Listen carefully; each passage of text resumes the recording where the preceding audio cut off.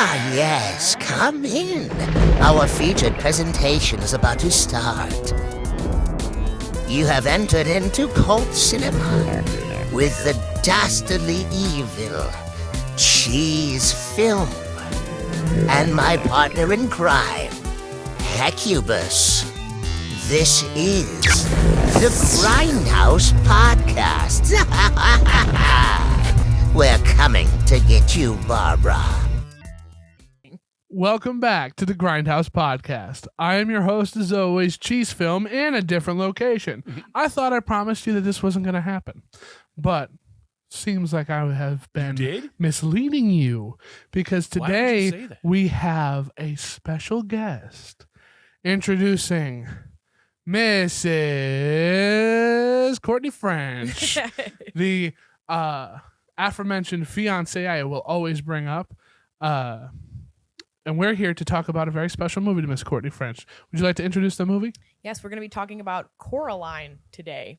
Because of you. Because of me. Solely because of me, as you can see by the gear and the obsession with the movie that I have. I have my key right here. Huh. Show that again, Courtney. My Coraline key tattoo. Yeah, and it turns out you're not anywhere near the only one that this is a very, I always heard about this. This had a $60 million box office when it came out and made $185 million worldwide initially. And it was just recently in theaters again. Very well loved. Yeah, it is. It is very well loved. Which is one of my favorite things about it, because I talk with Ben about this all the time. So the director, Henry Selick. You mean Cheese Film? Go ahead. Yes, I talk with Cheese Film about this all the time. And the director, Henry Selick, I think is the owner or the main director of Laika Studios. And he's your head producer. The head producer. And Laika Studios has not made another hit since Coraline, pretty much. Like, they've got some pretty decent movies. Because James and the Giant Peach came out before Coraline. So did Obviously, Nightmare Before Christmas. A chunk of his directed movies came out that were bigger hits before Coraline, but since Coraline, like Laika Studios specifically, all of their releases have not hit box offices or hit as well as Coraline itself has. It's like his magnum opus. It's like his magnum opus. Speaking of him, he also used to do little bumpers in MTV back when MTV used to play music. Oh, I didn't know that. Yeah, a lot of cool ones. And he did the storyboards for Return to Oz, which I'm sure you've probably seen. Okay, that makes sense now that I'm thinking about Return to Oz. Yeah, it screams Henry Selick. It kind of does. Yeah, it really does. Yeah, I've never seen it. I've only seen clips of it, but like those things on roller skates and stuff, man. Yeah, that's nightmare fuel. Yeah, very Henry Selick, very his sort of style and his direction. Yeah, you say that, and now I'm like, yeah, okay, that makes perfect sense, 100%. And it did really well, and so like you said, it's the 15th anniversary this year. Yeah. So they put it back in theaters, and from what I know, I don't have the numbers offhand, but I know that it did well again. I'm sure it did. I'm positive because they originally had a 3D release for it. And that'd be cool. Yeah, so people really ate the 3D release up. So when they re-released it, or they put it back in theaters, they were like in the exclusive, IMAX 3D version of it. And of course, you can't watch that at home. You could, I guess, if you have a lot of money. But yeah, if you have a lot of money in one of those horrible 3D players that they only made a handful of movies for, and you gotta have a 3D TV. Yeah, it's not worth it. I personally don't like them, but also I don't do 3D very well. I get motion sick pretty bad, so I don't know what it is, but 3D just tears me up. I like 3D. I like it, and especially the new way. Like, we went to see the Phantom Menace in 3D, and it looks pretty cool. It's totally unnecessary. Right. But I think this would be good in 3D just because, I don't know, the nature of the way it looks would just make it look more real. Well, and they made certain elements of the film itself to be in 3D. Yeah. Like, if you remember in the very opening credits when she pushes the needle through the fabric. When it's making the stuff. Yeah. And which I got a picture of. Yeah. So when the needle goes through the fabric, you can see it. It like moves as though it's supposed to be like a 3D needle. Like they cool. purposely made certain elements of it to be like, oh yeah, this was meant to be like 3D. I'm supposed to be watching this in 3D. But it's not cheesy like Amityville or Friday the 13th where they're like Yeah, it's not done to the point of obnoxiousness. Right. I so would say it blends. Yeah, I would say that needle part might be the only like kind of obnoxious 3D part. Yeah. And that's only because I didn't like think it was at all. I didn't clearly notice you it. just are like, okay, this is supposed to be 3D. Right. Like I'm supposed to be watching this in 3D. I get that completely. But the opening scene is You're talking about the credits? the opening credits, the cold open. Right. No, where the beldam is making the doll. Yes, where the doll comes back, which the doll that came back was the sister. Right. The old lady's sister. Yeah. Okay. That lady got that doll. She sent it to Coraline. It's her fault all that stuff happened. Incorrect. It's Wybe's fault. It's Wybe's fault. Yeah. He said that Grandma found this. No, he found it in his grandma's trunk. He lied. Yeah, he lied. He 100% lied. Well, yeah, it's all his fault. Yeah, he gave her the doll because it looked like her. Yeah. So he comes back to get it. Yeah, so the beldam took the doll back, or the her little henchman took the doll back from that lady's house, right. brought it home, yeah, remade it, and then sent it back to that trunk. And so, unfortunately for Wybe, he essentially became like the catalyst of all of this happening. I thought it was a grandma. I thought that was even a little more sinister. No, I say the grandma, I think, kept the doll as like a reminder it's her of like sister. My sister is gone, and this is my last sort of the only thing she has left. The only thing she has left of her, and so to open the trunk and have it be like, who is this? Who's this little blue-haired kid that's not my sister? Would be crazy. And if Wybe found it initially, then he'd be even more confused because he just met Coraline and he just found a doll that looks immediately like her. So it's unfortunate for Wybe, but he essentially became like the catalyst for all of this occurring, whether he meant for it to happen or not. Yeah. But I kind of have a theory about that.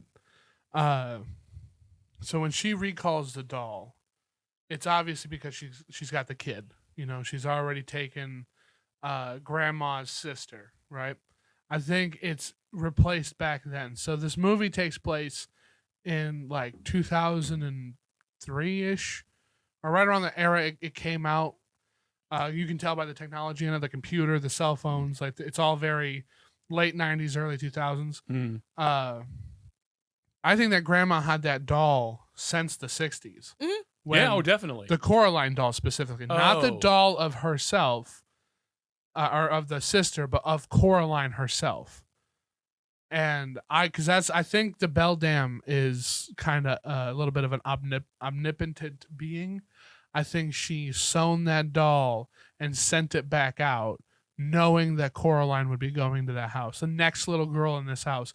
Because how I always kind of interpreted it is kind of like she's a being from another dimension. She's almost godlike. Yeah. Did you hear the theory that she's the same species of creature that Pennywise is? Yeah, I like that theory a lot. Yeah, that is a good one. It fits really well because Pennywise feeds on fear, she feeds on love. Yeah. Well, and exactly. And it's every 30 years or so. So 60s to 90s, give or take 30 years.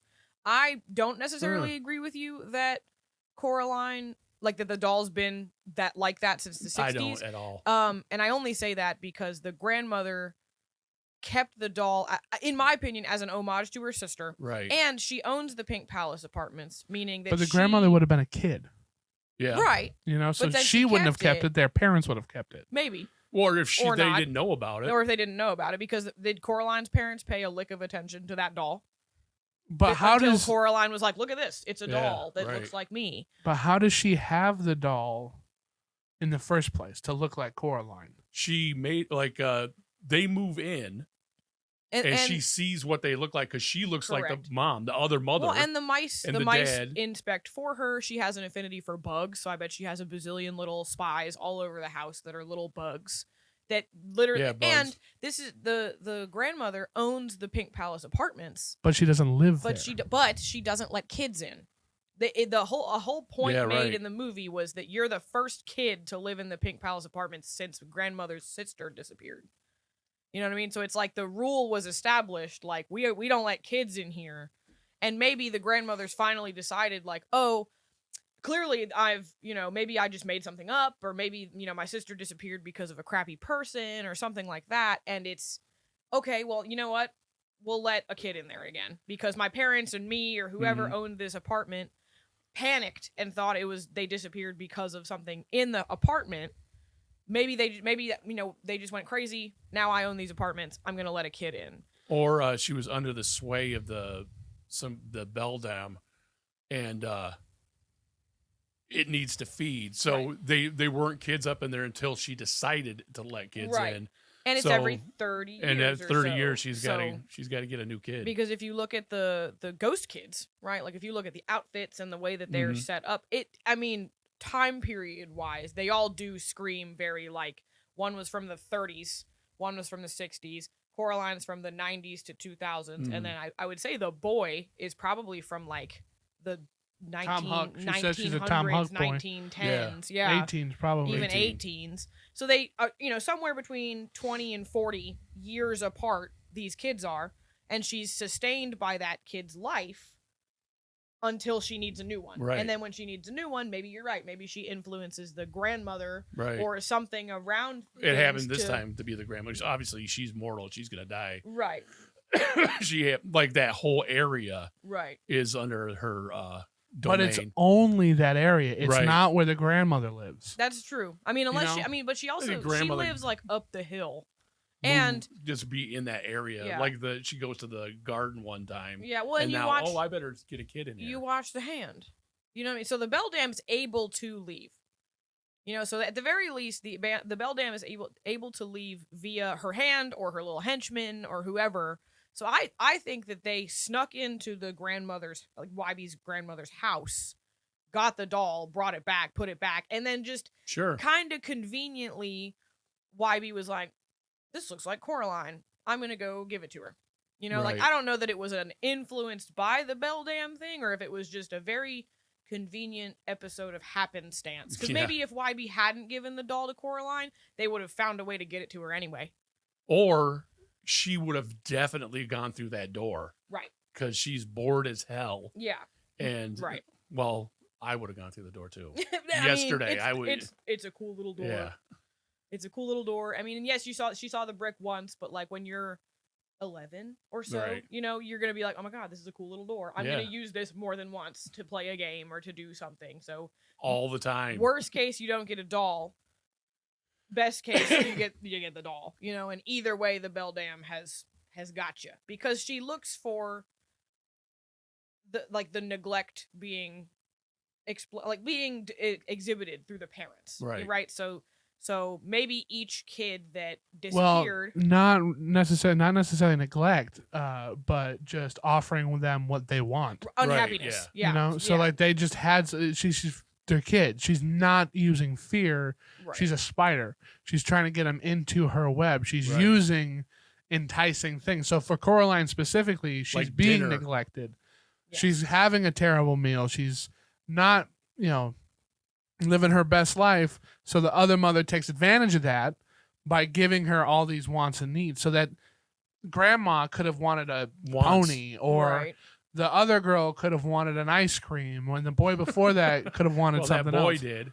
Well, yeah, that one little boy. Yes. Well, and if you remember what they said when she found the ghost kids, she spied on our lives through the little doll's eyes and saw that we weren't happy. So to me, it's like, okay, well maybe, so with Coraline specifically, it's maybe like a little bit of parental neglect. With the other kids, well, obviously, because like look at the dinner they have in real life, versus and everything's drab versus everything's she makes full of color, she makes it look beautiful. She makes it look right, and she uses your own family against you. Right.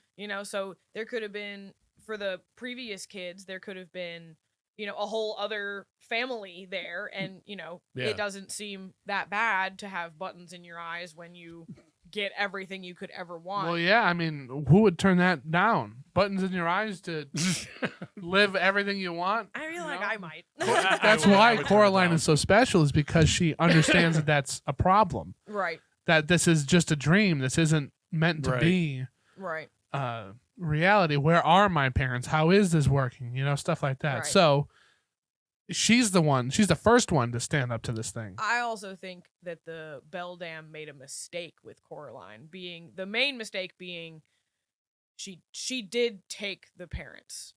And to me, it like thinking through the sequence of events, eventually I think Coraline would have felt sad enough to like come back again, even though she was initially kind of weirded out by the other mother and other father.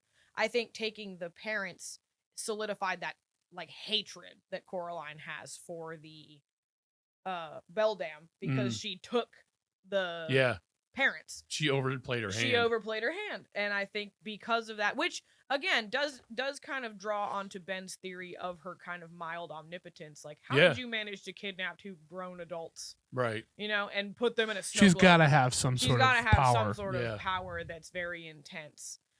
So, I mean, to credit Ben's theory of you know, oh, she can influence people's relativity. minds. But why can't she influence Coraline's? Well, because she's a kid. You know? But she could They're influence full Wybies? of wonder. They didn't influence Wybies. But you suggested that they did. No, they didn't. No, I suggested that the doll that was left, the doll that the grandmother's sister was playing with was Coraline. Okay. Oh, right. Yeah. But no, there's a picture I of don't it. think so. And there's a picture of it where the grandmother and the sister are together, and the sister's holding a doll, and it looks like her. Right. All right. Yeah. Okay. Well, then, yeah. So, like, there's a photo where the doll looks exactly like the grandmother's sister. I think the beldam's literally like, I'm just trying to have this. I'm trying to have this because she says the doll's a spy. You know, so the doll has its own sentience because it's essentially like a recording device to see how unhappy the kid is. Well, yeah, or for what her she to needs find. to manipulate the Right. kid. Yeah. Right. Because she manipulated the parents too because they had their own doll that she made. So I don't know if it's a manipulation tactic or if it's just kind of I think a it's just spy. spying on him. Yeah. Yeah. I don't know if it's Well, straight up. they say it's a spy, but I would love to know how she did manage to capture 2 grown adults and put them in a snow globe. Though I'd be. I kind of think that she's got like an Oculus kind of mirror. Could be. Because aren't they in the mirror first, or the kids are in So the the- mirror? so So the- there's people in the mirror. So like she could have had them looking at their own reflection, Right. and now all of a sudden you're inside the reflection. Right. Well, and my And I thought gotcha. is she controls that whole world, right? She can do Yeah. whatever she wants to Yeah. with that world inside that door. So part of me wonders if maybe she did show the parents the like crazy blue awesome tunnel, Mm-hmm. right? And the Yeah. parents were like, "Oh, maybe this is real." And We mimic need to go Coraline's look it up." voice Yeah, mimic to lure Coraline's her. voice, and then once you are in that world, You're in the web. toast. Well, Yeah, yeah. like- Yeah. And 'Cause they're in the snow globe. yeah. So maybe in that world they can be placed in the snow globe. Well, Right. again, if she's an omnipotent, all-seeing, all-believing creature, I don't have any qualms believing she could have done that. You know, She Right. couldn't be omnipotent, anything because you've got to be there Yeah. in order for her to to have it to Well, work, and she it's got to be in her Right. realm. It has got to be in her realm because the only parts of her that we see and she has rules. that maneuver outside of her world are like her little spies that she creates. Yeah, the little rats. the little rats, the little mice, and then the her hand that comes out and is like crawling around. And I think so. Technically, her entire being is still in that realm, but the little pieces of her Mhm. being can leave it. Well, Temporarily. I'm so- assuming they can't leave it forever. Yeah, I'm gonna throw up a picture of the tunnel that she crawls through, because it's touching on this point here of what you're talking about. Because in the book, how this tunnel is described is like it's breathing, like it's Mhm. ebbing and flowing, and like it's you can alive. feel a Yeah. heartbeat. It's warm. It's cramped. It's like a throat. Yeah. Is It's how like alive. it's described. So I don't think, kind of like how the deadlights work, I think the form the other mother takes is just that. It's just kind of a puppet. It's the clown. Definitely. Right. The realm they're in is her. She is the whole world. Mm-hmm. And I think they kind of allude to that Yeah. Yeah. in the movie. I kind of agree. There are elements that I can see that 100% that tracks with, and there's an element or two that I can see it not tracking with. And for Yeah. example, in the end, when the cat scratches her eyes out, right? If she is that whole world and she is omnipotent in that whole world and she controls that entire world, she should have been able to just like grab Coraline like it was nothing. Yeah, right. You know, but she got it's an elaborate web. Yeah, but she got her eyes scratched out, right, so but she could hear, but she couldn't see. So if she was that entire world and could see, you know, manipulate, that world, then it shouldn't have been a problem. But instead, she couldn't see, and she had to like panic crawl and go find her. Yeah, I don't need to see a spider on my arm to kill it. Right. And so part of me thinks that maybe she can manipulate that world, but that she isn't actually that world. Maybe in the book. I don't think she's actually that world. Yeah, but like how it is in that thing, and they're like all the that kids are floating. Vortex they got above it and everything. I'm talking about the movie, obviously, and when he turns into a giant spider, right, and all that, he can manipulate his own person, right? But he's got to like when they're watching the movie, and he's in it, and it changes the movie, and then he comes out, like that's all in their head. Yeah, you can manipulate. And like it's the same thing I think with the visually, Beldam. Yeah, and I think she can manipulate her own person and her own being. Yeah, but I don't know that she can manipulate. I mean, she can manipulate the world, but I don't think that she can be or is that world. No, it's more like the web. Yeah, and they even show a web at the end, right? When she's climbing around. Literally becomes a spider. She has an affinity for bugs because she is a spider. Yeah, but that opening room, where was that? What do you mean the opening room? When she's sewing up that doll. My theory. Where is that? Because that's not in the Pink Palace. Not that you know of.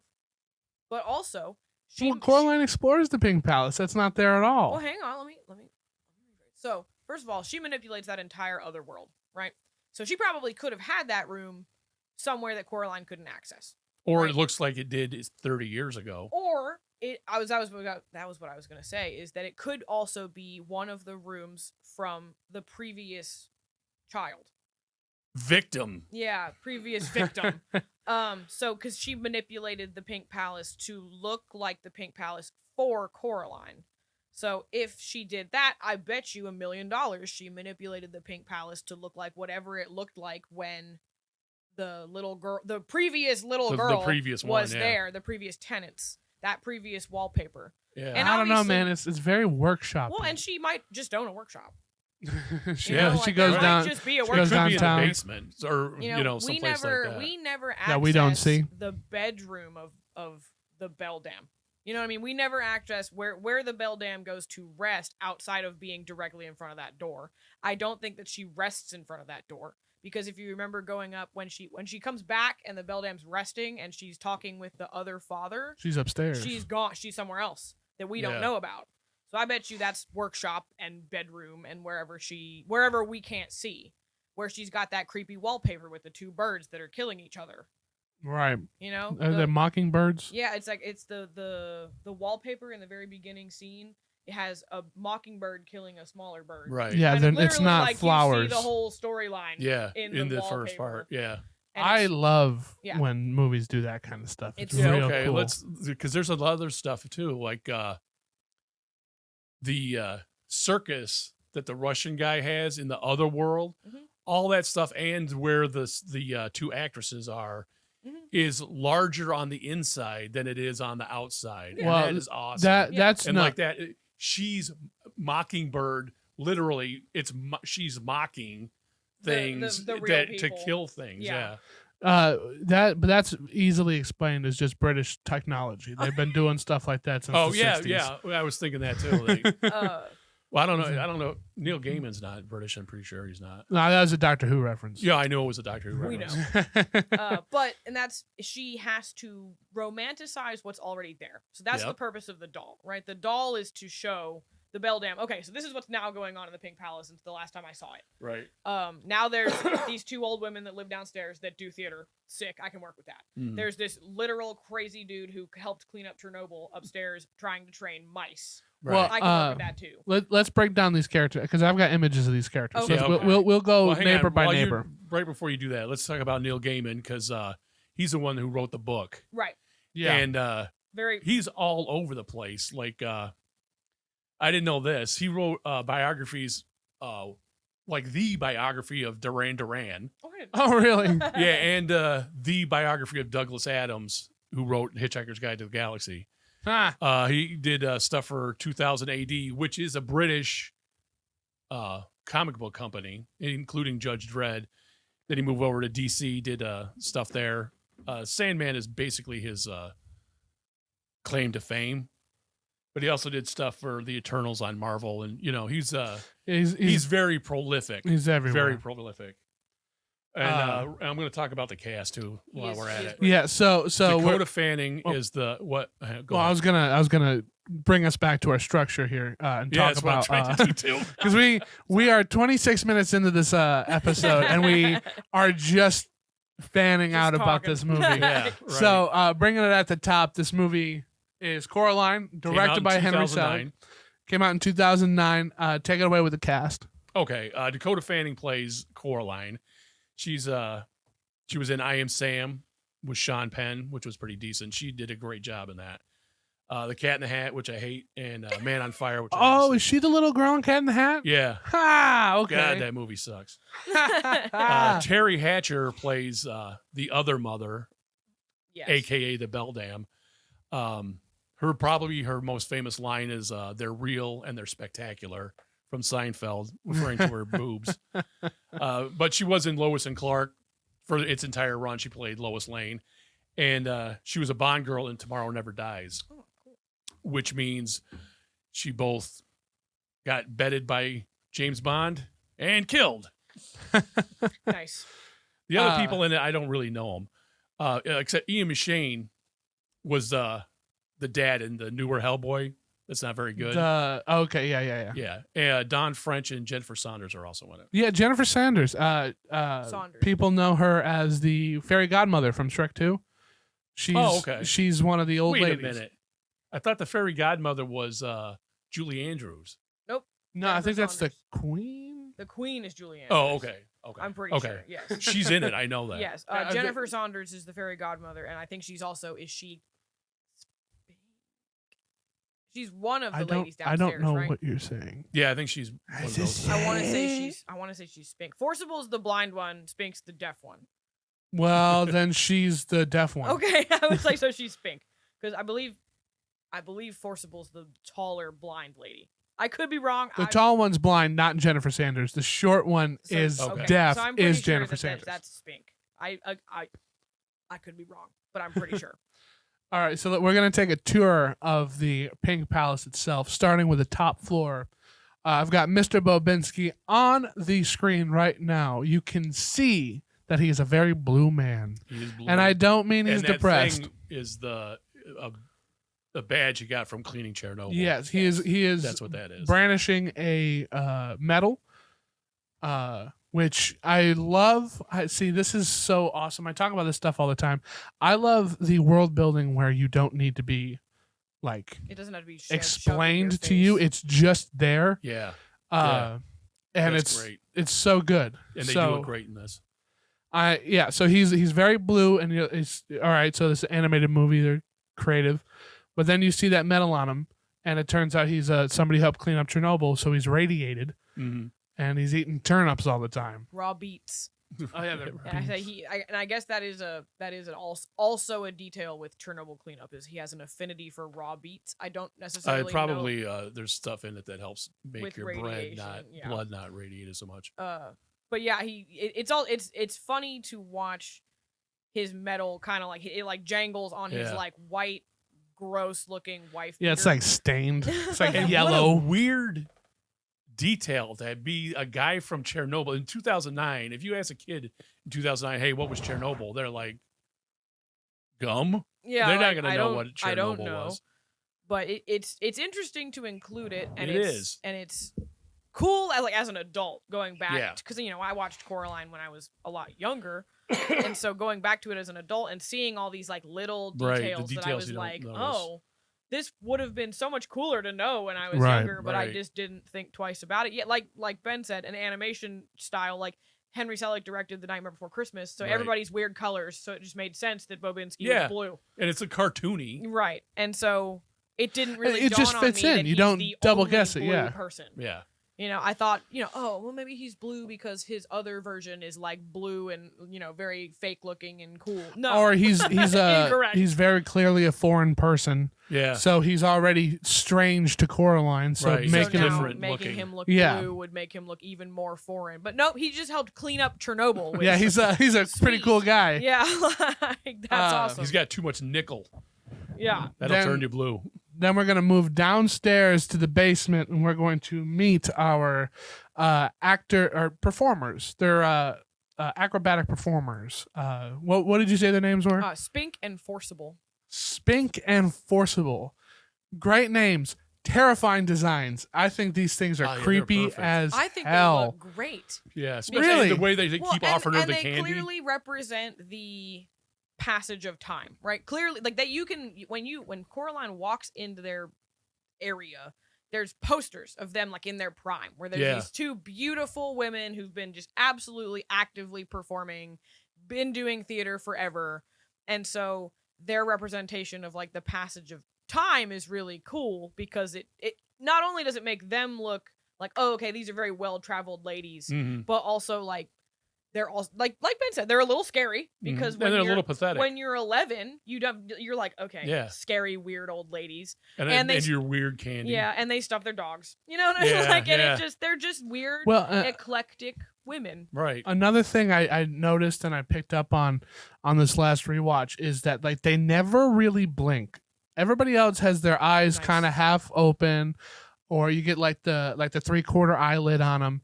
They don't really have that. They're they either got the wide squinting at eyes. you or just eyes open. Right. And they'll blink here and there, but they're not blinking all the time. And it's almost like their eyes are vibrantly blue. Well, and I think they're just a Yeah. lovely lesbian couple. 100%. 100%. I always thought they were sisters. Oh, I definitely thought they were a lesbian. Well, so they're it's kind of both. So they're not related, but they're performance like sisters. soulmates performance sisters, Yeah.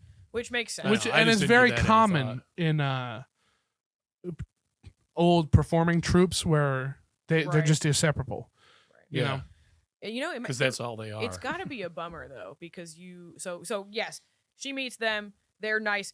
Two bummers. First one is, imagine one of you always being right and the other one always being wrong. You know what I mean? Like each time that they give Coraline something or that they provide advice, One of them them's is right. 100% correct. Yeah. And right. the other one is super wrong, and it swaps halfway through the movie, Yeah, it where does. the other one is super correct and the other one is That was kinda horribly cool. wrong.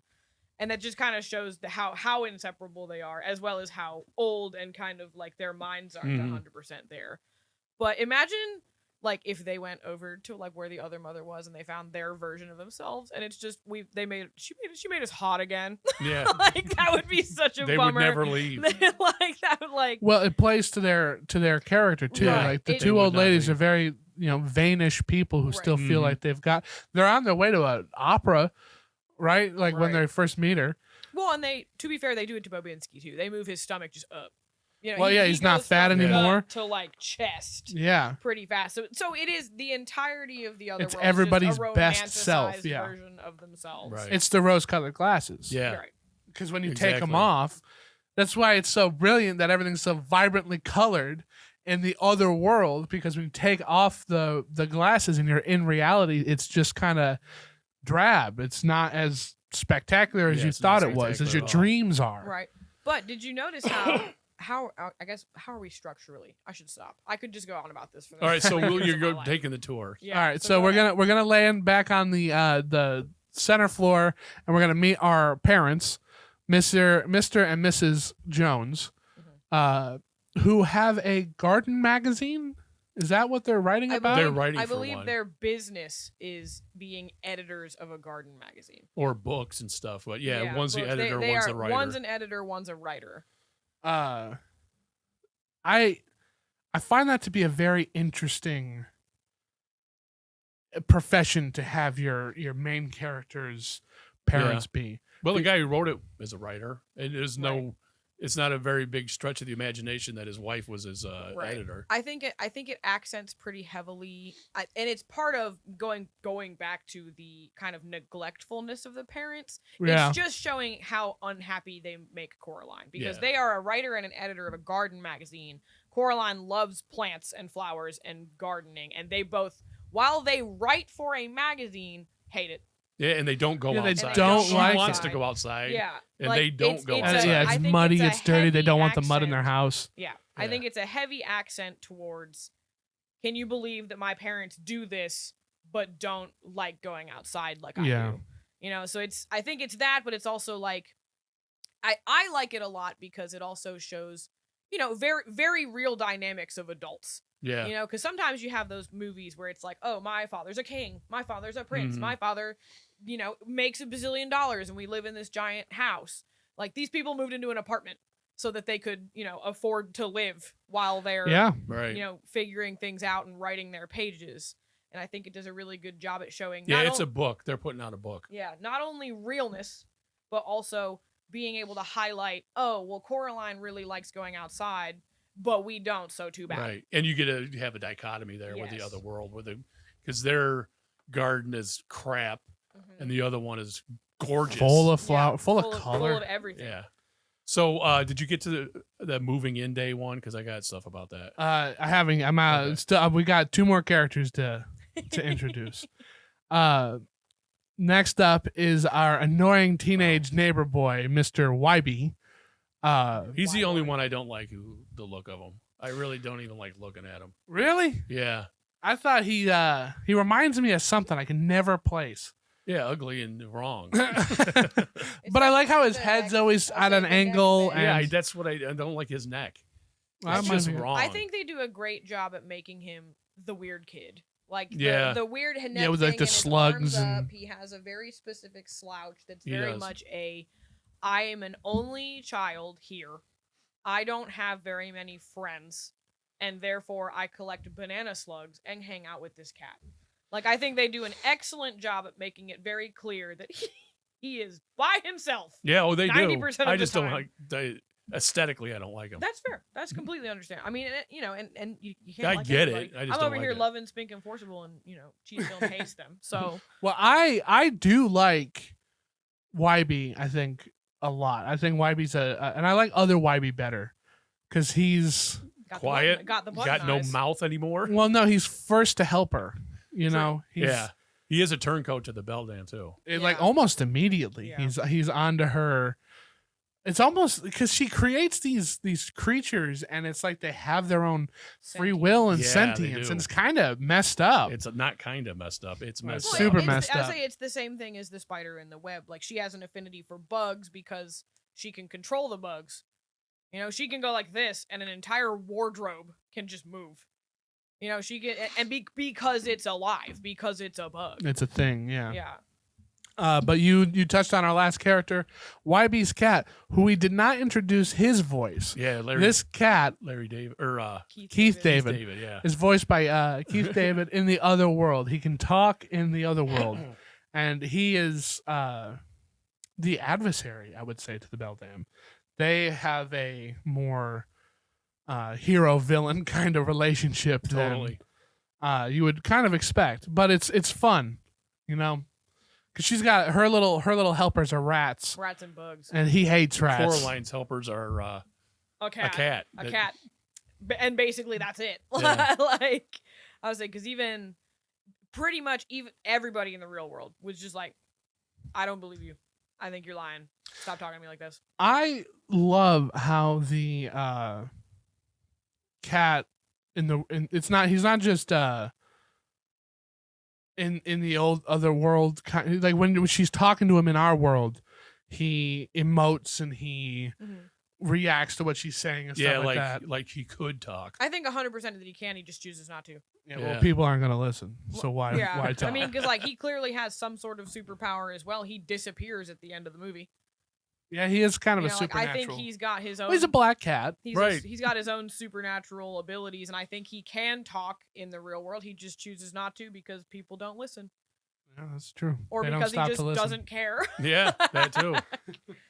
All right, so I've got the picture of the moving truck. Right. I'll pull that Ranth up right now. Brothers moving truck. Yes. And then I'm like, that nobody would come up with that name just Just willy-nilly off the top of their head. Yeah, so that's it refers to Joe and Jerome Ranth that worked for Pixar and Disney.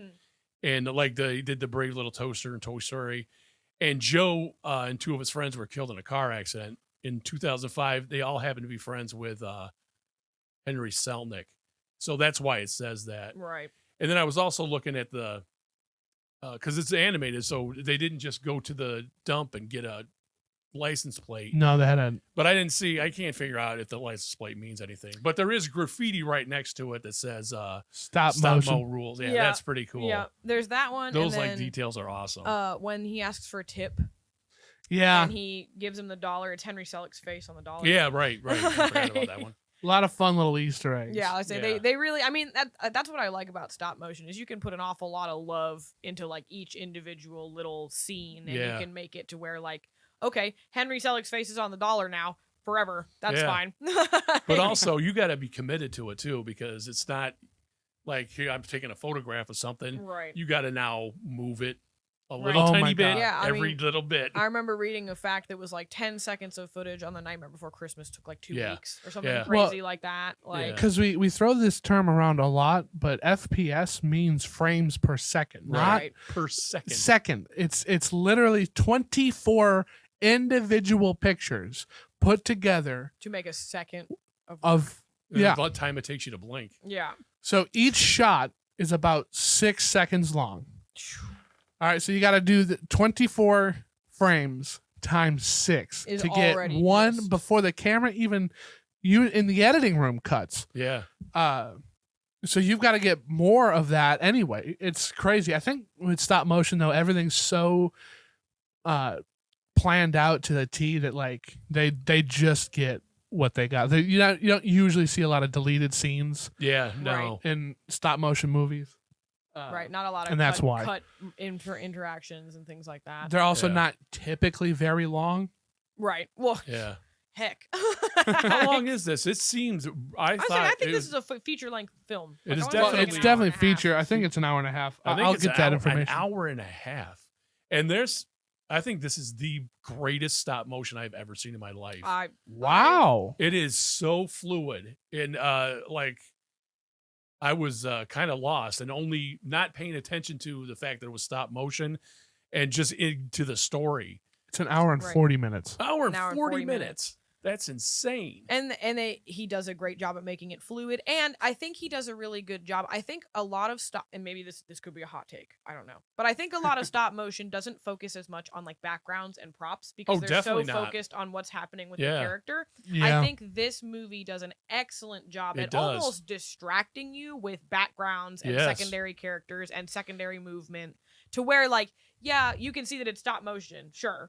But there's so much going on, and you're moving so many things that I think it really you kind of don't care. You don't care that it's stop motion. You don't care that like it's very specifically they're moving in a specific fashion because there's enough movement behind, and there's enough decoration behind, and there's enough stuff to look at in every single scene. Plus the facial expressions are brilliant on everybody. Yeah, they're very expressive, and you really get lost in it. That it's. It's a piece of, it's not a clay, but you know what I'm saying? I mean, it's just that. Very little editing to the actual images themselves too, which is cool. I think the only editing that I remember is each doll that they have. So like the Coraline, they have lines where their eyes are. So you can pop their head off, change their eyes, change their position, and pop the head back on. Yeah. So they edit out this like, this funky looking little line. But other than that, like for the most part, everything else is not edited out or like brushed over or anything like that. They really superfluous. Like sometimes we do this and now this is flowing all You're showing off there. It's not overwhelming. Not at all. They do that with CGI a lot too, but but they edited the like funky little lines away from their eyeballs. And then, except Bobinski, he's got him on there a lot. Does it? Well, it's because his head's like this big. Yeah, it's very small. He's got a very wide, like long head, so his eyes being that far apart. You're right. You can, if you like pause it on him, you can see a lot of this section of his little like skull plate a lot. But because like Coraline, her mom, the other mother for a good long while have round faces. Their faces are very like a circle. You can edit out those really long set lines. But yeah, Bobinsky's his eyes are like like his it's eyes almost are like one. Yeah, it's like one eyeball. They're so close together that I would imagine that even trying to like brush away that line, it ain't even worth it at that point because it's so minimal. So I'm about to pull up a picture of Coraline investigating the door, which shows us just the amount of detail in the Pink Palace itself, because you can see the hardwood floor, you can see the grain on the wood, the way the wallpaper bulges. Yeah, the bulge. I think that was really cool. They put together a really cool background on top of the already existing really cool characters. Yeah. And I love it. And there's so many details. I just recently read that the wallpaper in the regular world is bugs. Like it's bug wallpaper. Oh, is it really? If you look really, really closely at it, it's got little bugs all over it. So it really just accents that like this house is a disaster zone. This house is a nightmare. Why are you here? Like everything about this house screams like this is not a good thing. Like we need to not be here. We're gonna go through that door and we're gonna meet our other constituents. Would you like to go by day and kind of go through them? So when she goes over there the first time, she has dinner with the other mother and the other father. And we can talk about that first. Yes. So when she first gets over there, it's this crazy, elaborate, beautiful house. I mean, yes, she gets there initially, and there's minor changes when she first gets over there. You can see that, like, the kid who spilled his ice cream, now the ice cream's up, on the top, and you know everything. Well, yeah, I'll pull that up because I've got pictures of that, and it's funky. It's funky the way it's done because why have that? Of a kid who dropped ice cream. Right. Well, and just the same reason as the parents working for a garden magazine. It's just to accent how miserable she is. She's just got a miserable day, like house, miserable life, miserable family, miserable everything. Art. So when she does go over to the other world, or I guess we'll call it, even just in the first frame when she exits the tunnel, there's you as the person, as the viewer, you look and you're like, is that wallpaper a little pinker? Is everything's the a little more kids vibrant. Happy and like the floorboards aren't bowing and everything just looks really like inviting, well put together and like borderline beautiful. And then you go into the main meeting and you meet, other mother who's absolutely just like mom, neck brace gone, everything's perfect about her minus the buttons. Right. And father who's happy and in a good mood and focusing on Coraline and everything's really fun and he sings his cool little song and making up a song about Coraline. I love that song. It's the only part where he's not voiced by the actor who plays him because he's voiced by the guy in We Are Giants. Yeah. Like they might be giants. Or they might be giants. Yeah. There we go. They were supposed to do the soundtrack. Yeah, so they did that song and they that's the only time that he's not voiced by himself. Mm-hmm. And even then, like, oh man, the piano plays me. He's wearing monkey slippers. He's wearing a little robe. He seems really happy. Fun fact, he's always hungry. Always hungry. Did you never never notice that? Whenever she feeds Coraline, he like loads his plate because she doesn't feed him. She doesn't take care of the people that she's using. So he like eats when he can. And since he's been given the role of other father, he eats. He does not stop eating. He will always be eating. Every single scene that you see him from the moment you meet him on, he's eating something. Minus, I guess, when he's like a pumpkin. Like obviously then he's not eating something. But also interesting to make him into a pumpkin in the story. I think in the graphic novel too, he's just like a sandbag. Well, they're all like sandbags. I don't know why specifically he is like a squash. It could also be because of he's the garden. You know what I mean? He's the main proprietor of the garden, so she was like, "Well, make the gardener into his garden." Yeah. Type of deal. It's also a little more visually stimulating than a bag of nothing. And being able to pull a little vine and it closes his mouth, like pull a vine in his ear and it closes his mouth because he won't shut up, is pretty cool. anyway, sorry, going backwards. She meets them all. They get the song. They get this beautiful dinner. Everything is very vibrant, moving. The train's moving. There's the ceiling chandelier that's made of mango smoothies and all kinds of other crazy stuff. She's really the Beldam's really putting the work in to making this the coolest thing that Coraline's ever seen ever. And then she gets, her cake and which I have a fun fact about the cake, but she gets her cake and her meal and her cooked chicken, and it's not her mustard ketchup salsa wrap that her mom suggested and things like that. And so she, the Beldam's really putting in the work, really putting forth the effort, because she doesn't do it as well again. Every time that Coraline goes back there, it gets less and less elaborate. And everybody's less and less happy, too. Yeah, because she's running out of energy. I think she's putting all of her remaining, she's eggs putting in too her much last basket so that she can be like, hurry up, let's get this going.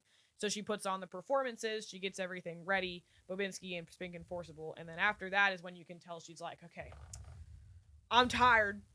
Like, I really need you to get some buttons in your eyes, man. Like, I'm exhausted. So what about the Twinkie?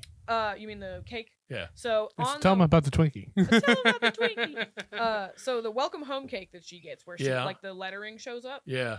So in home, so if you look at welcome, right? There's an O in welcome. It's got one loopy in it because it's cursive, right? The home is two loopies in the cursive.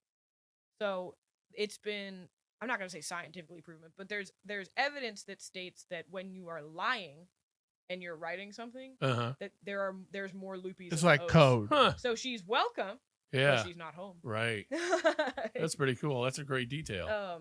And so because the O in welcome only has the like singular loop, but the O in home has two. Right. And it's like, I guess it's a crime, like a, what is it? Criminal investigations have noticed the study that, into language. Yeah, it's that you do double loopies when you're more likely to be lying. It's coded. So I should only write my lies, because I'll tell you something, ain't no loops in mine. None. So on the first night we meet the other parents and go around the wonderful garden. You know what? Also, when she wakes up, the sky is spirals. In the real world, when she's going to go to the fake world. I think that's pretty cool. I didn't notice too. that. I didn't notice that either. That is really cool. Every time she wakes up, there's spirals in the sky, and then she goes into the other world. I think that, I don't know what that means. Like, maybe it's a Junji she's Ito being fan. subconsciously manipulated to go into that other world. Yeah, like it's a because spirals are technically hypnosis hypnosis thing. Could be that.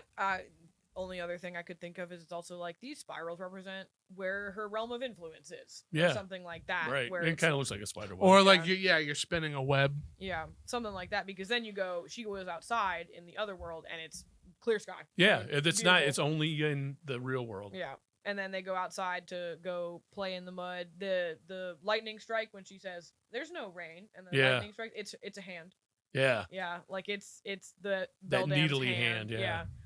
And then she goes out to this sick garden. Everything's so it's cool. great. Very vibrant. Everything's got buttons for eyes.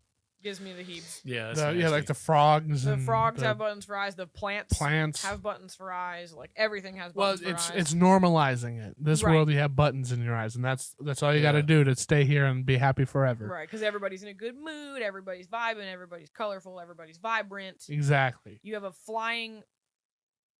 What is it? Flying praying mantis thing. Tractor that makes us super cool, looking like you.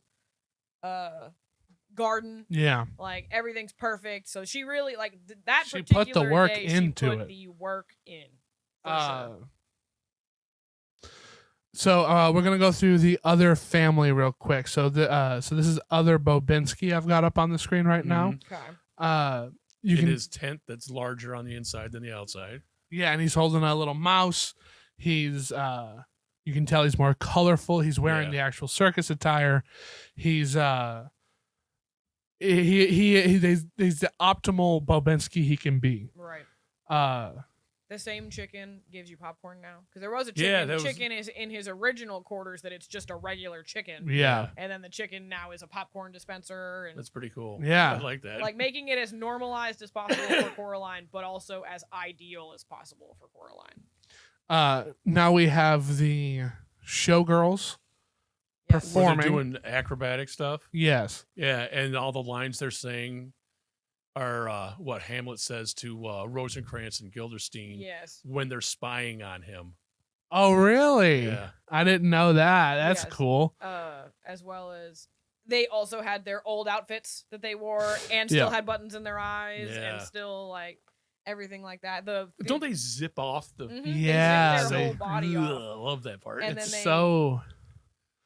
so well done. Like the thought to do that is, it's impressively well thought out. I think, in my opinion, it's spot on. Henry Selick blew it out of the park with this. He did. Yeah, just putting forth and other mother putting forth the work, trying to make it as look how cool everybody is. Look how awesome this looks. And then it when they pulls the veil off, and she shows basically her true colors and what she's all about after she gets her parents and everything. When she gets tall, she kind of looks like Gerald Scarfe drew him from The Wall by Pink Floyd. The wife kind of looks like that. I don't know. That's just me. I don't think that was like the wife in The Wall, but it might. I don't know if it's influenced by that or not. And she's ugly now. Yeah, she's got. They're not spectacular. Yeah, she's got arachnid features. And similarly, you know what I just thought about is similar to making the father into a squash, right? Or the squash into a father. She takes each character and makes them out of what they most love. Yeah. Did you notice that? Yeah, So like Spink and Forcible are made out of taffy. Yeah. And the entirety of Bobinski's made out of rats. Yeah. Or mice. You know, like they are. Yeah, that's a good his point. His entire person is made out of his own jumping mice. So maybe I didn't realize that. Conserve items. Maybe she just is like, no, these people really like this, so I'm going to take what they love and because that's all they are to her. Because that's all they are is these crazy ladies that collect taffy and have 1 billion dogs. So I'm going to make them out of taffy, and I'm going to make their dogs bats so they're out of my way. Because they hang on the ceiling and go to sleep. You know what I mean? Like I turn into gross bats. Yes, turn into gross like dog bat things. And then Bobinski, the whole scene where she goes back to get the mouse ball from Bobinski is the creepiest scene in the whole movie for me. And that's only because his movement, it's a suit with a bunch of rats in it. Yeah. It's gross. Yeah. And it makes me so uncomfortable. That's awesome. He does they do such a good job at stop motioning clothes to look like it's full of mice. Exactly. It's crazy, and it's super good, and like the way that he talks and the way that he probably took a week to do that. And it's just I do not. So let's go back and talk about the the taffy people and all that, because it's the texturing on it looks like taffy. Yeah, they look like a candy. They're in a giant candy. She opens the lights turn on. Yeah, the candy bowl. And they're not in a candy bowl. They're in a wrapped piece of taffy. Oh, is that what it is? The ceiling. It looked like they are together in the middle of a wrapped piece of taffy, and they're holding on to the pearl that is the kit, because I think the final ghost kid's eyes are giving them the power they need. I also think it's weird that it's 1 eye per kid, and they're not eyes. Like I get that they're I wonder if in the novel itself, if they are something different. I don't know. I think it's a representation of their eyes as a power source. But why eyes? Because there's a window to your soul. She sewed buttons into their eyes. That's what she took. But what we're collecting is like a ring, a mouse ball, and a gear shift. Well, that's why I think that it's considered to be like a power source. Imagine you've just been created by the Beldam. She's eating their soul. The Beldam literally hands you this and goes, "You need to make the best show in the entire world for this one little girl. This is your job now. These are the people that you are emulating. Emulate them best." Because there's got to be more to it than that. Well, I would agree, but she gives them to them. You know, like, you're going to get these eyes from Bobinski. You're going to get this pearl or these eyes from Spink and Forcible. So it kind of feels like maybe she gave them the power, the power to do the creating, and then the characters also assisted in creating this world, if that makes sense.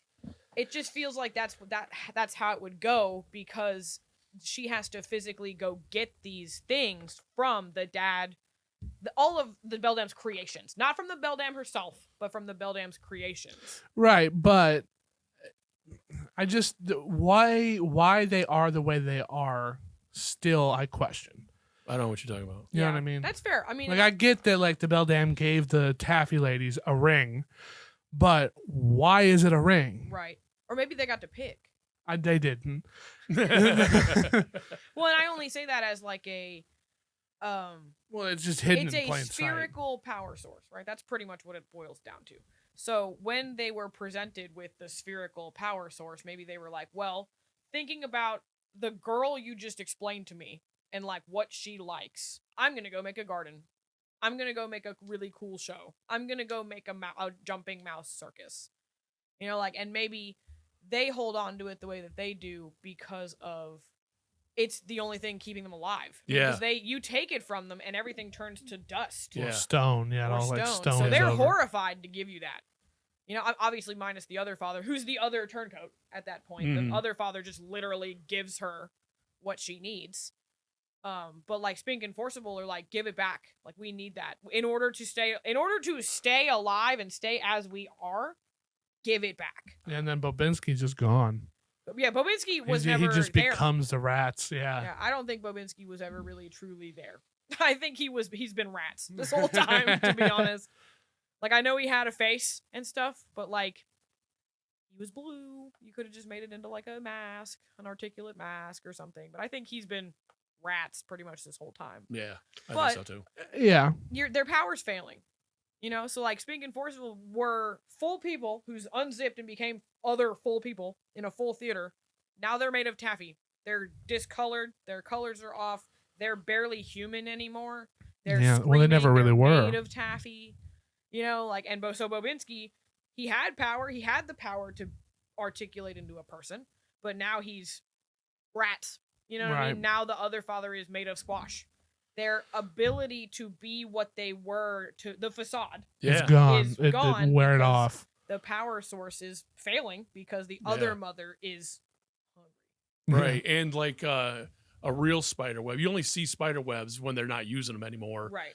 Because their usefulness has gone away, and the whole world is like falling apart to that other world into basically a spider web by this point. So she's desperate. Yeah. And the only other desperate people are the vain ones. Yeah, and the people that are trying to stay alive. Right. You know, because like, I mean, she has the power to keep you living. And if your only purpose is, hey, help me get this little girl so you can stay alive, desperate need to keep those things. Yeah. You know, like absolutely desperate, because their only purpose is to hunt this little girl. And the one like the other father doesn't want to live like that anymore. So he's like, here, take it. He's like, look, I'm done. And you know, YB from Jump was like, this is trash. Yeah, like, I don't this is this. hell. All right, so we got to pull it back. So good, keep doing that. First Randy impressions. I'm not Randy Official. First impression, I was like, I never wanted to watch this movie ever. I'm too old. You guys were too old basically by then. Nobody seemed to give a shit. Man, I kick myself. This movie is so freaking good. It is so good. I've been a fan since day one. I think I saw it in theaters day You're one. lucky. I think I tried to see it in 3D. I think I might have gotten sick, but I still watched it. But I also, being autistic, basically, I watched The Nightmare Before Christmas and then learned everything there was to know about The Nightmare Before Christmas. So I learned very quickly, like, oh, this wasn't directed by Tim Burton. This was created by Tim Burton and directed by this guy named Henry Selick.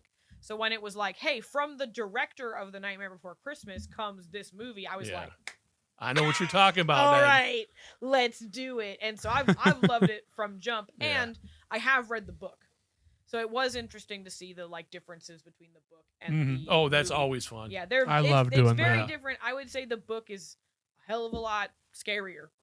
I'll bet it is too. Because this is a little bit more of like a family stop motion movie. Yeah, and they need to have a broader audience. And it's Neil Gaiman. Neil Gaiman's a little spooky. Yeah, yeah, he is. He's just a little spooky guy. So it makes sense to have, it be a little more family friendly. But I've loved it from jump. It's one of my favorite. I have the top 5 that rotates. Top 5 movies of all time for me that rotates, and this usually sits at 1 or 2. Yeah. Oh, she doesn't mean they change out with other movies. She means her top 5 rotate. Which one is number yearly. 1? Right. The same 5. They're just in different locations on that top 5 chart. list.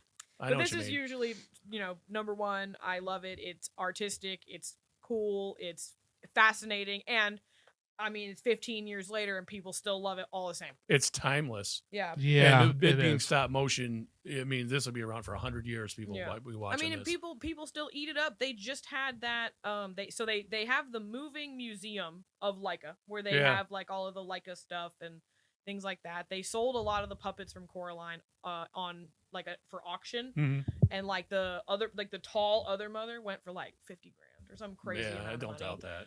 And it's then one of a kind. They also did that park walk in Oregon where they had a bunch of artists paint a statue of the cat. Well, that's pretty cool. And they released it, they just put them out, where you could walk around Portland, Oregon and go find, the cool cat for this area. It was people eat this movie up. Yeah, they do. And they have since it came out. Right. And I still didn't care because it wasn't for me, but it's for everybody. It is for everybody. It is. They said Frozen was one of those Disney movies where adults and kids can watch it. I was bored to freaking tears. Not with this. This is definitely, and I'll say this too. You're going to know your own kids, but I would have shown this to a 5-year-old. Do you know what I mean? And Not it is scary stuff. There is a little intense. But it's kid-friendly scary. It's not. I think it is. It's a perfect child scary movie. It is. I looked it up online a little bit ago to get some facts about it to make sure that I was remembering my facts right. And it said its genres were literally family horror. Yeah. Yeah. Those were the 2 options. And I was like, as opposed to family horror, which is true crime stuff. Is true crime. or Texas Chainsaw Massacre. Yeah, right. But I know, true crime. Coraline fell under the radar for a lot of different people because I think for a long while it's really been only about 10 years that this has changed. But there was a point where people, I can't speak for you or anything like that, but there was a point where people kind of wrote off animation. Yeah. Animation as a whole, people were like, no, it's for kids. It's always been for kids. It's going to always be for kids. That's older than 10 or something years. Yeah. But also, well, I just meant about 5 to 10 years ago is when it changed. Oh, right. You get a lot of people now that have the anime stuff. Yeah, anime. Hazbin Hotel is a raunchy, it's a cartoon. It's a cartoon for Family Guy. Cartoon, right. So people are finally realizing oh, it might be animation, but Yeah. that doesn't mean that it's art. exclusively for kids. It's art. Right. Just like animation did not start for kids. It started for adults. Right. Then it grew to kids, and then I think and now it's kind of evening out. Where I think some animation people are like, okay, I can see how this would be for kids, and then there's some animation where you're like, oh, this is for me. Yeah. His brother just watched American Pop, which is a Ralph Baskin movie, and another one. None of his are for kids. Right. Well, I saw Lord of the Rings when I was a kid, but that was probably the most tame. Right. Animation has been around for a while, and it's not all just about sex. Right. Well, and that's I think the thing is that it's knowing your audience and it's expanding to audiences, and I think it really is. I think Coraline is worth giving a watch in any stage of life.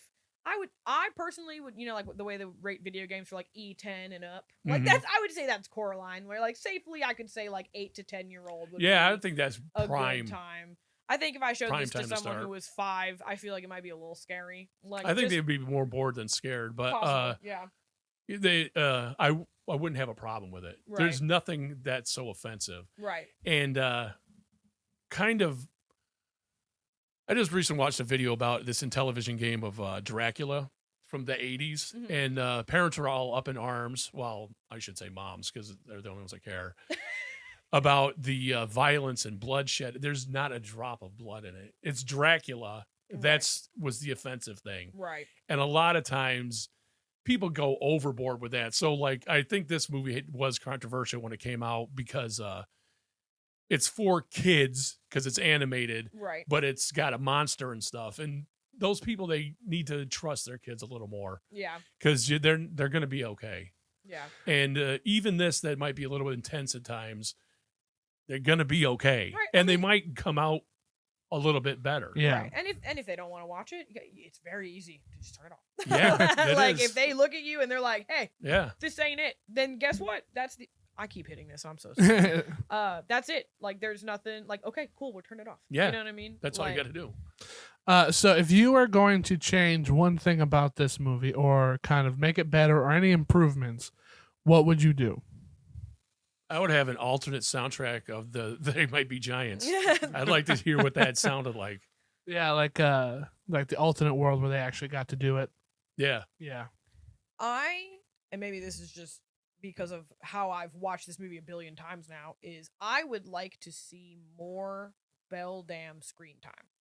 I know that of the actual monster. Yes, I know that the whole purpose of this is that it's from the perspective of Coraline, meaning Coraline is always going to be like on screen, right? There's never going to be a point where Coraline's not present in the frame or in the screen or in the scene at the very least.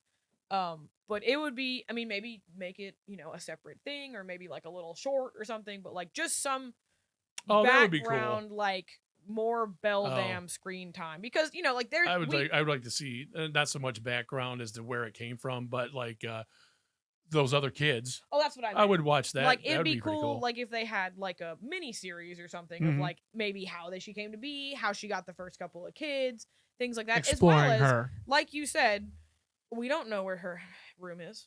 We don't know anything about that. We don't know anything about her room or her other than what Coraline knows, which is fine. Yeah, which is perfect. But personally, she's badass. Yeah. I would absolutely love to see. I would just like to rather see other adventures that feature her. Right, like you know what more I mean? about her and more like how. I don't need that. That's fine. I do. Well, the mystery is this good is the too. dichotomy that That's true. he likes that kind of stuff too, and I'm like, I don't care. That's It's Darth Vader. That's it. fair. Yeah, the mystery of her existence is cool. I guess I just mean like how'd she get to the Pink Palace? Like well, what, I'll tell you like one what thing. got her there? Why of all places Why does she this do the one? things she does? Why does she do the things she does besides food? Things like that. The Beldam comes from a poem by Keats about a knight who is lulled to sleep by a beautiful woman, and then he's got nothing when he wakes up. So there you go. Now you don't need that. Perfect. All right, cool. I learned my thing. Alrighty, and our final review on a scale of 1 to 2 thumbs up or 1 to 2 thumbs down, how would you rate this movie? I will always 2 thumbs up. I give it 2 thumbs up, and I say that, and I give it a 10 right now because I did not expect to enjoy this movie as much as I did, and it was thoroughly great time. Great. Yeah, 2 thumbs up back here too. I love this movie. I think it's great. Should have rearranged. rearranged. I know what the big deal is. Why? Although I just thought, it's a adolescent girls kind of thing, but it's not. Yeah, Not that's what by I a thought it was long too. shot.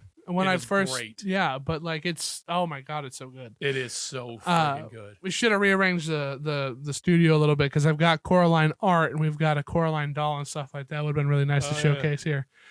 But I think that's all the time we have for this episode, folks.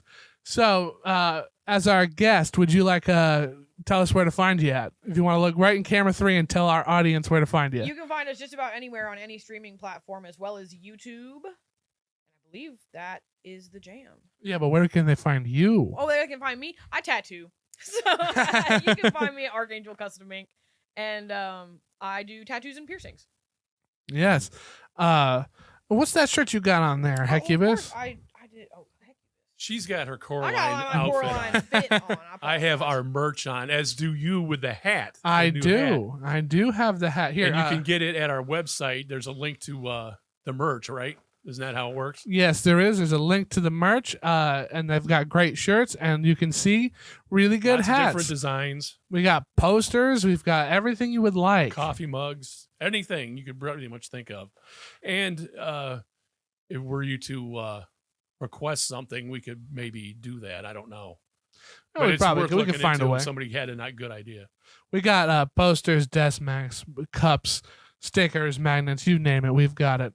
But would you like to cue us out, Mrs. Twisted Nicks? I don't remember how you guys end the show. Well, I have been Cheese Film. I'm Hecubus. And I'm Miss French. And this has been the Grindhouse Podcast. Cheese Film out.